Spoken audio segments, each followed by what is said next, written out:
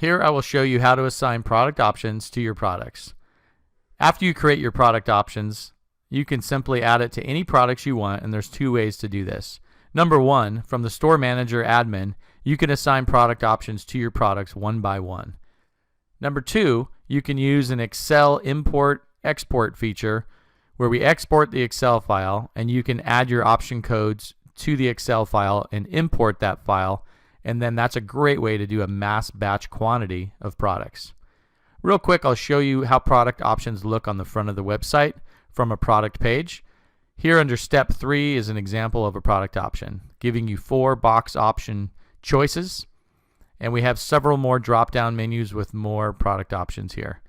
From the admin, our first way of assigning these, if you're just working with 1 or 2 products, this is a great way to do it. Once you found your product, go to the first tab called Product Info, and when you scroll down, you'll see an input field labeled Option Code, and here you see several option codes separated by comma with no space, and in the order that they appear here, they will appear on the front of the website in this same order.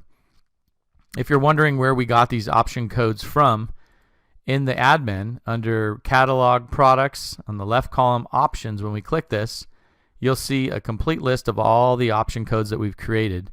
These codes are what you copy and separate by comma if you're adding multiple codes to your products.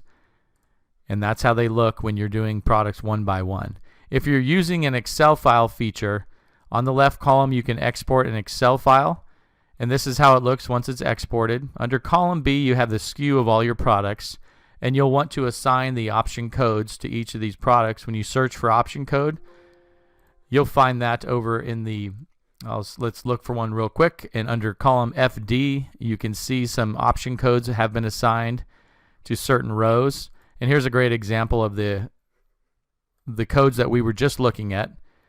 These are assigned to this row 204, which is the example product that we were just looking at on the front of the store.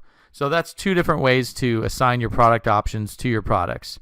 On this article below, you can click either one of the links to watch a more in-depth video on how to do so.